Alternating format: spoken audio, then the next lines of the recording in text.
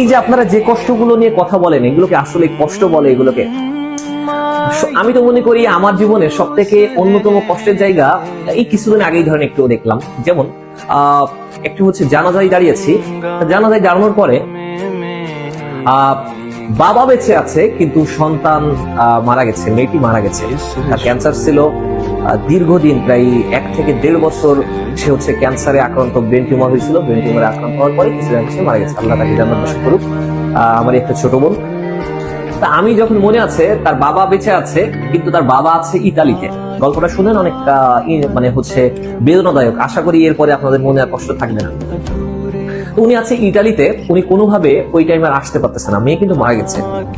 এবং সে ইটালিতে গেছে মেয়ের কারণেই, কারণ দীর্ঘদিন যে পরিমাণ অর্থ ব্যয় করা লাগছে, কারণ আসলে বাবা মা সন্তানের জন্য সবকিছু করতে পারে, নিজের জীবনটা আসলে দিয়ে দিতে পারে। অনেকে অনেক কথা বলবে আপনাকে, আমি জীবন দিয়ে দিব, সেই জীবন দিয়ে দিব, কোনো লাভ নেই। এখন বাবা মা ছাড়া এগুলো কেউই বোঝে না, বুঝছেন? তার বাবা আছে ইটালিতে, চলে গেছে মেয়ের জন্যই, যাতে তাকে আরো ভালোভাবে চিকিৎসা করাইতে পারে। এই জন্য মেয়ে মারা গেছে, কোনোভাবে আসতে পারছে। তা আমি জানাজায় যখন দাঁড়ালাম, তার চাচা হচ্ছে তার জানাজা করাবে।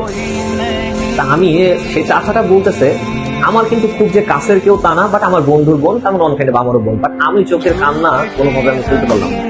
ওই টাইমে তার চাচা যখন জানাজায় গিয়েছে, সে 2টা ওয়ার্ড ইউজ করলো, যে তার বাবা নাই, আমি ধরেন এখন তার বাবা।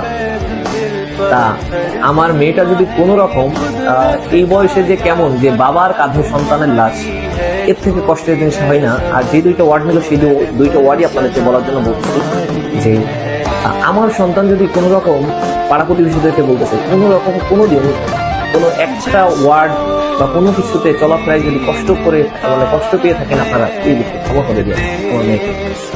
এটা যে কতটা কষ্টের কথা, যে বারবার বলতেছে, কি ক্ষমা করে দিলেন তো ক্ষমা করে আমার মেয়েকে, আমার মেয়ের জন্য দোয়া করেন, আমার মেয়ের যাতে জান্নাত বাসী।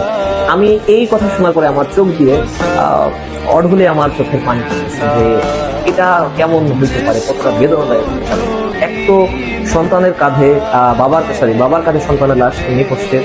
আর এই কথাটা শুনে আমি আসলেই ভাবলাম যে আসলেই তো এরপরে আর কষ্টের জিনিস কি হতে পারে বলেন। আমি জানি না আপনারা বুঝেছেন কিনা, বাট এটা আসলে অনেক বেদনাদায়ক ছিল আমার। ধরেন যদি অন্যতম একটা স্মৃতিদায়ক কোনো কিছু হয়ে থাকে, আমি কখনো বলবো না এর থেকে বড় কষ্টের জিনিস হতে পারে না।